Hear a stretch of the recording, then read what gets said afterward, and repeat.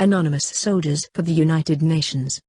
Extracts from a declaration to the Fourth Commission of the UN General Assembly, December 12, 1962.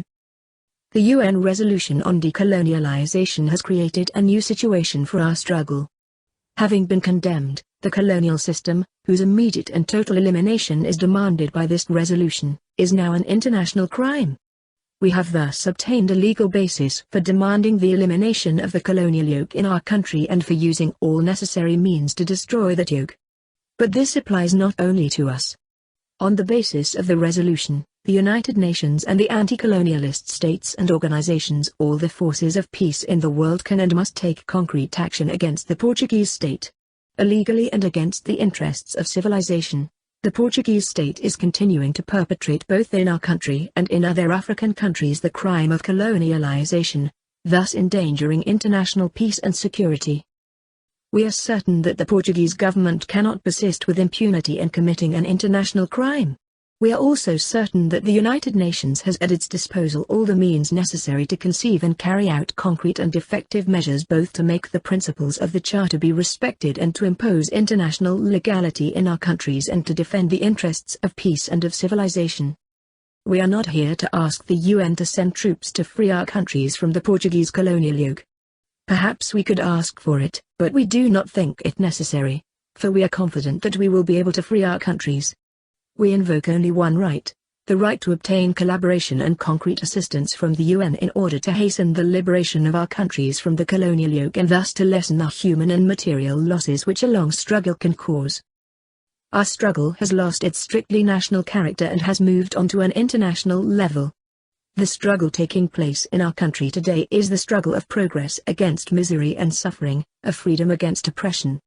While it is true that the victims of this struggle are none other than the children of our people, it is nevertheless true that each of our comrades who dies under torture or falls under the fire of the Portuguese colonialist machine guns identifies himself, through the hopes and certainties which we all carry in our hearts and minds, with all men who love peace.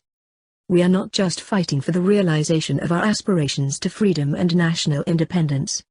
We are fighting, and will fight until final victory so that the resolutions and the Charter of the United Nations will be respected. In the prisons, in the towns and in the countryside of our land the battle is being fought today between the UN, which demands the elimination of the colonial system of domination of peoples, and the armed forces of the Portuguese government, which wishes to perpetuate this system against the legitimate rights of our people. Who are we in fact, waging this struggle against the Portuguese colonialists in particularly difficult conditions?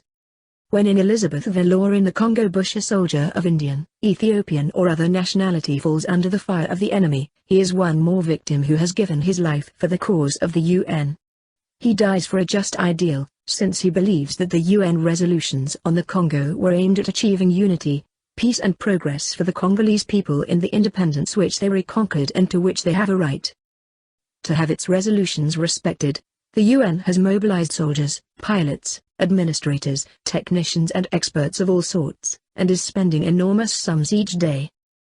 When in our country a comrade dies under police torture, is assassinated in prison, is burned alive or falls under the bullets of Portuguese guns, for which cause is he giving his life? He is giving it for the liberation of our people from the colonial yoke, and hence for the UN.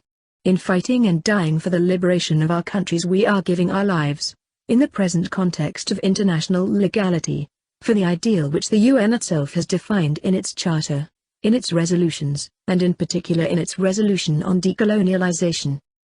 For us, the only difference between the Indian soldier, the Italian pilot or the Swedish administrator who dies in the Congo and our comrade who dies in Guinea or the Cabo Verde Islands is that by acting in our country for the same ideal we are simply anonymous soldiers for the UN.